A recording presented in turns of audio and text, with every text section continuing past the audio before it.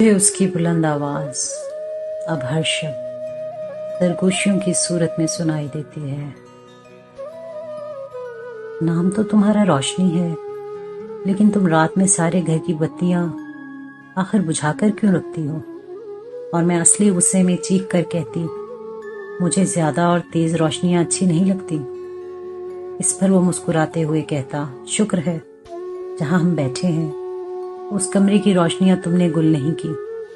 خدا کے لیے یہ ایک تو مت بجھانا۔ اور جا کر راہداری کا ایک بلب جلا آتا۔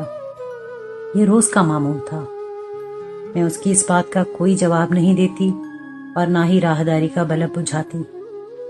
اس دن اسے دفتر سے گھر لوٹے 10 منٹ ہی ہوئے ہوں گے، دفتر سے کال آ گئی کہ ایمرجنسی کلائنٹ ہے، جہاں بھی ہو جلد از جلد دفتر پہنچو۔ اس نے وقت دیکھا، ابھی شام کے 6 ہی بجے تھے۔ مجھے شاید دیر ہو جائے، تم کھانا کھا لینا، اس نے کہا اور اپنا بریف کیس اٹھا کر باہر نکل گیا۔ تھوڑی ہی دیر بعد مجھے ہماری کار کی گڑگڑاہٹ سنائی دی۔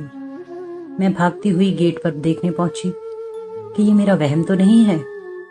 وہ گاڑی سے اتر چکا تھا اور گیٹ میں چابی لگا رہا تھا۔ بس کینسل ہوگی میٹنگ؟ میں نے پوچھا۔ ارے نہیں بھائی، تمہارے چکر میں لیٹ ہو رہا ہوں۔ وہ راہداری تک آیا اور بلب جلا کر بولا، اسے جلتے رہنے دینا، میری واپسی 12-1 بجے تک ہوگی۔ اس نے جواب سنے بغیر جس تیزی سے آیا تھا اسی تیزی سے واپسی کی راہ لی۔ شاید اس نے جواب سننے کی ضرورت اس لیے محسوس نہیں کی کہ اسے یقین تھا کہ یہ بلب جلتا رہے گا۔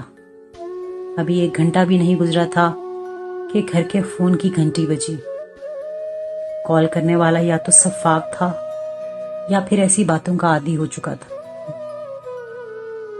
بنا تمہید باندھے بولا، آپ کے شوہر کا ایکسیڈنٹ ہو گیا ہے۔ شاید نشے کی حالت میں تھا، گاڑی بہت تیز چلا رہا تھا۔ اس نے اپنے ساتھ 2 اور لوگوں کو بھی ہسپتال پہنچا دیا ہے۔ زندہ ہے لیکن شدید زخمی ہے۔ اور ہسپتال کا نام بتا کر لائن کاٹتی۔ میرا پورا بدن کپ کپا رہا تھا۔ سلیپنگ سوٹ پر بڑی سی چادر اوڑھ کر ہسپتال روانہ ہو گئی۔ شاید اسے جانے کی جلدی تھی، یا شاید میں ہی وہاں دیر سے پہنچی تھی۔ وہ دنیا سے رخصت ہو چکا تھا۔ کئی برس بیت گئے، میں نے جاب شروع کر دی، دوسری شادی کرنے کا خیال تک دل و دماغ سے نکال دیا۔ میں اس کی موت کا ذمہ دار خود کو سمجھتی ہوں، اور رہا راہداری کا بلب، وہ مسلسل جل رہا ہے۔ دن ہو یا رات ہمیشہ جلتا رہتا ہے۔ 2 بار فیوز بھی ہوا، مگر میں نے اسی وقت نیا لگا دیا اور 2 درجن مزید بلب خرید کر گھر میں رکھ لیے۔